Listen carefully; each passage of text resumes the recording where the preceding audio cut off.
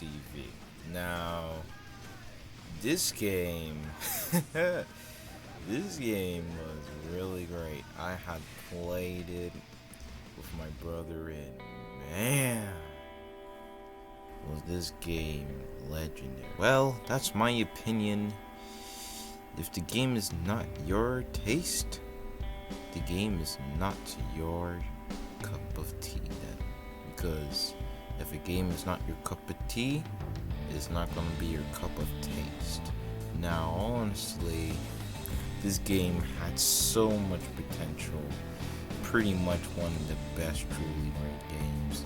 It's not everyone's favorite. It's not like the greatest, but it's at least the best game when it comes to the content and everything. It's quite the best game in the series, honestly, so far, because there's no game, like there's no MX versus ATV games that actually appeals to me, except this one. This one is definitely a lot more fun because of how many the content actually offers and everything like that. Especially for a 2011 game that has been around for a pretty long time. And this game pretty much improved what a content can hold from the left side and the content can hold from the right side, and bash it quite all together into one separate place. Now, there's quite different things about MX versus ATV Alive, and one of my favorite maps are the D Playground, which I don't want to announce because it's whatever name, because it ain't really all that good of a name. But however, it was a great map and all that stuff, and pretty much it was like a shipwreck.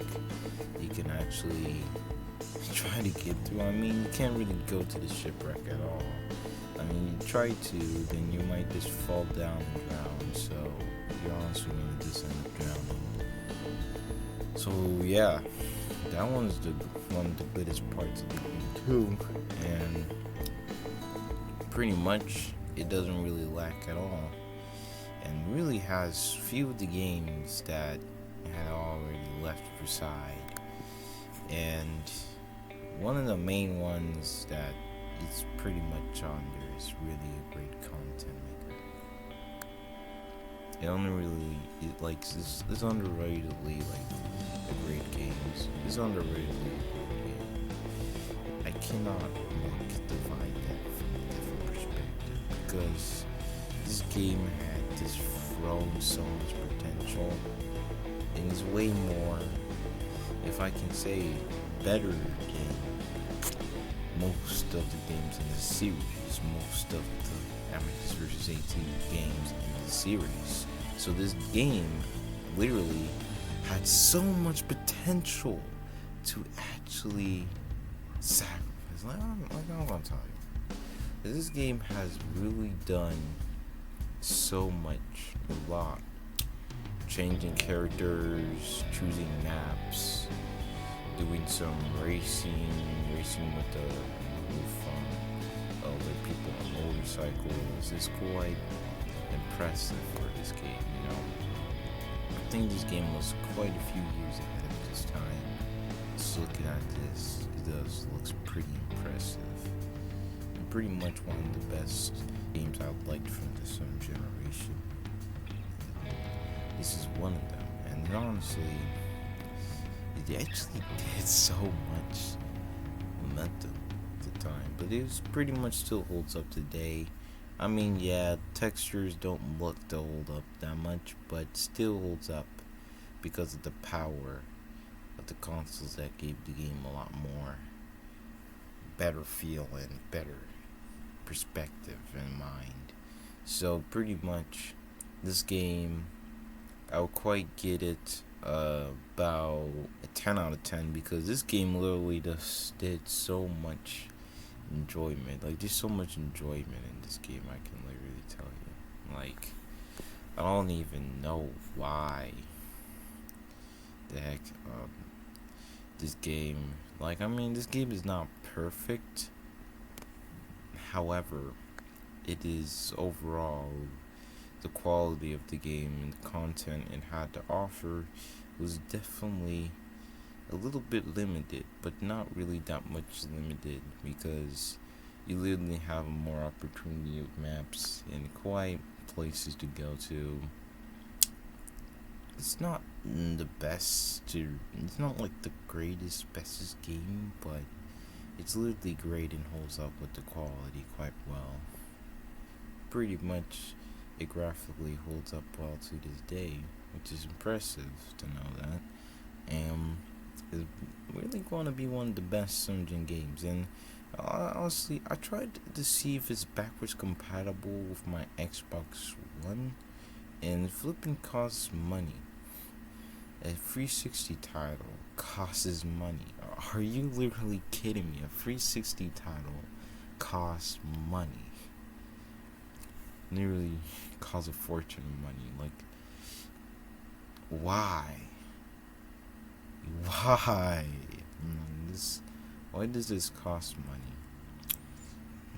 This is like an old game. Shouldn't it cost money? Is this ridiculous? And it's just, it's just now this game is too good to be like. I mean, yes, most successful games do cost money. They do cost money in order for the developers who made that successful game to get paid and get the revenue. But however, it's pretty much this. I don't recommend it for this game, because it doesn't need that. It doesn't need DLC or anything. That doesn't need it. Just say it doesn't need paid. It doesn't need to, like, all I needed to do, like, all I was expecting to get on backwards compatibility with the Xbox One is that I just want to get it for free and then just play, not pay to get it. So is MX vs ATV Alive still worth playing in 2022? Well, yes, it indeed is, honestly. Pretty much had a lot of great content to offer. Pretty much really does have some unlimited aspect sides to the game. Pretty much they had too deep side effects, not too deep text whenever it's quite funny all the time. Like, I actually played this game on the PlayStation 3, so it was like, in about, I guess, 2019, when I was 11, or 2018 when I was 10. When I was 11 or 2019 when I was 11. So definitely a quite great game. I played in a daycare, so here, that's how you can really expect that. And now it's like, how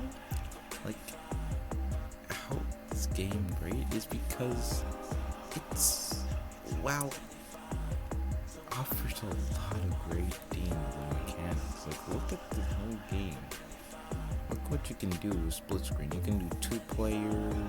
You can literally just get secret bikes. You can literally just do crazy stuff on that. Pretty much exciting game to play. Pretty sure it's good. This video may not be perfect, but this video still winds up with some of the stuff I'm saying. Quite one of the best video games, I'll say it. It's not going to actually appeal to that much, but it really all depends on the content you're interested in and what genre of gaming you're really interested in. So this game is quite a motorcycle game, which I definitely liked.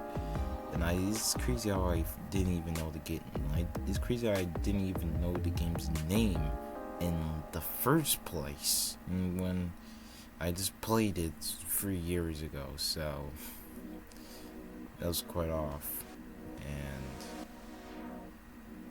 man, I just had a lot of time for this game. So do consider subscribing, leaving a like, turn the notification on, and actually subscribing to the channel to support the channel and bring me back to about 20-some subscribers, or 28, or about more beyond that. And see you next time.